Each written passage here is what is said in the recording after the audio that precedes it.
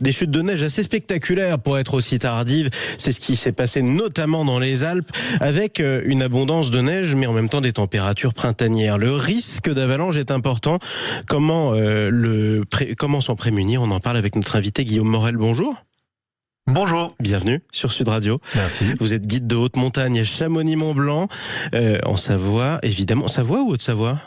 Haute-Savoie, bien sûr. Oui, pardonnez-moi, j'ai un doute quand même. Je suis désolé pour tous les Hauts-Savoyards.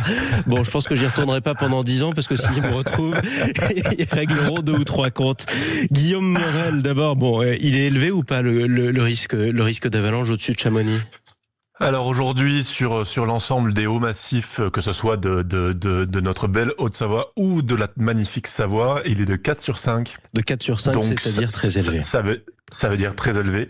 Mais ce 4 sur 5 est une échelle européenne, ça signifie des choses très précises. Ça veut dire que des grosses avalanches de grande ampleur peuvent se produire à n'importe quel moment. Donc ce score, il a une signification particulière et il faut s'appliquer à le connaître. Oui, il faut vraiment faire attention.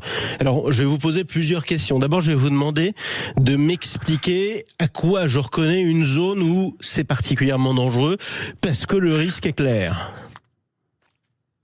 Vous ne pouvez pas. Et je pense que ceux qui essayent de penser qu'ils le peuvent se trompent, et je pense que c'est là où justement on commence à avoir des conduites hasardeuses. Je pense que la seule façon d'être de se sauver d'un risque d'avalanche majeur, c'est l'humilité. Et pour entretenir cette humilité, il faut reconnaître que dans beaucoup de cas, on ne peut pas savoir où se dissimulent ces fameuses plaques à vent, qui sont des plaques de neige formées par le vent et d'accumulation de neige.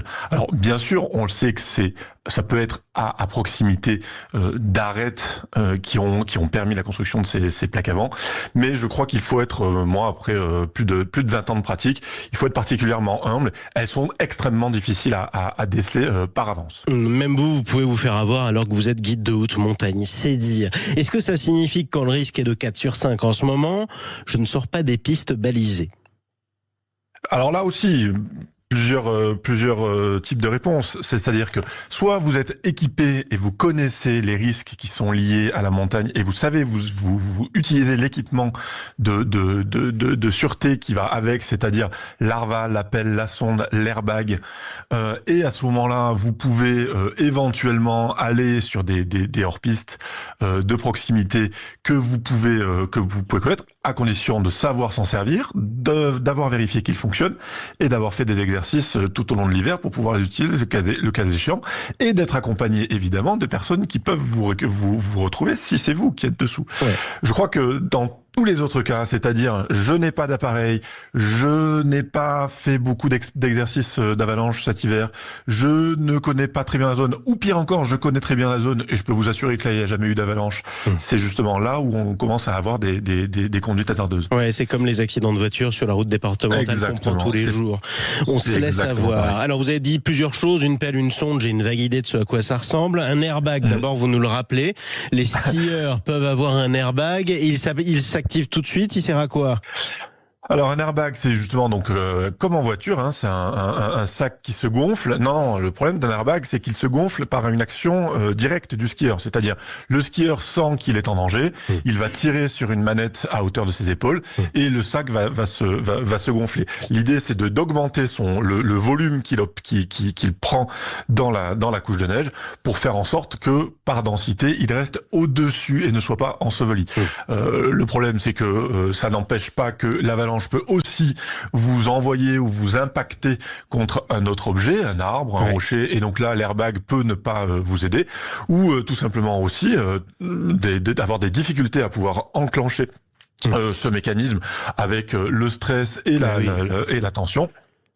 Et à ce moment-là, ne pas répondre aux besoins principaux. Je tiens à mettre en garde aussi que l'airbag n'est pas une sûreté. On voit de plus en plus d'équipements autour des skieurs qui font un peu la surenchère à l'équipement.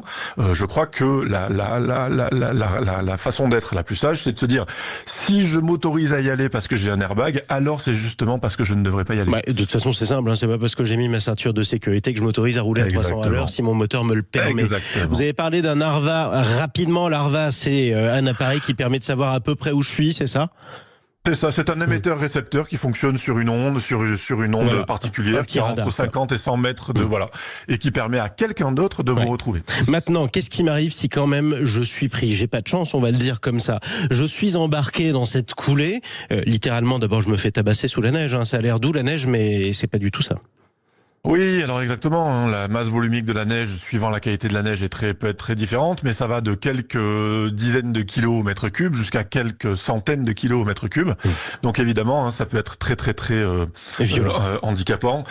Non, le mieux, c'est que si jamais vraiment on est pris, le mieux, c'est d'essayer de faire appel à ses capacités de skieur les plus incroyables, si on peut et si on en a, pour essayer de rester sur ses skis et de se sortir par un des côtés du volume maximal de l'avalanche. Ouais. Et donc voilà. Et puis si vraiment on est pris, alors il est dit qu'il faut essayer surtout de protéger son visage, puisque c'est la proximité de la neige avec son visage une fois qu'on est dessous, qui peut créer une gangue de glace qui empêche en fait les échanges d'oxygène et qui peut entraîner des catastrophes pour la personne qui est dessous. Et je ne panique pas, surtout. C'est facile à dire, hein. Commencez à paniquer quand quelqu'un vous dit de ne pas le faire. Exactement. Mais voilà, on essaye. En tout cas, soyez prudents, chers amis skieurs. Merci beaucoup, Guillaume Morel. Vous étiez en direct dans des plus beaux endroits du monde, faut quand même le rappeler, hein. Au pied du Mont Blanc, guide de haute montagne. Oui. Et il fait beau ce matin, donc du coup la journée va être belle, faisons en sorte qu'elle le reste ce soir. Exactement, qu'elle soit belle pour absolument tout le monde. Chamonix-Mont-Blanc, en Haute-Savoie, mais on embrasse aussi les Savoyards tout court, évidemment, sur Sud.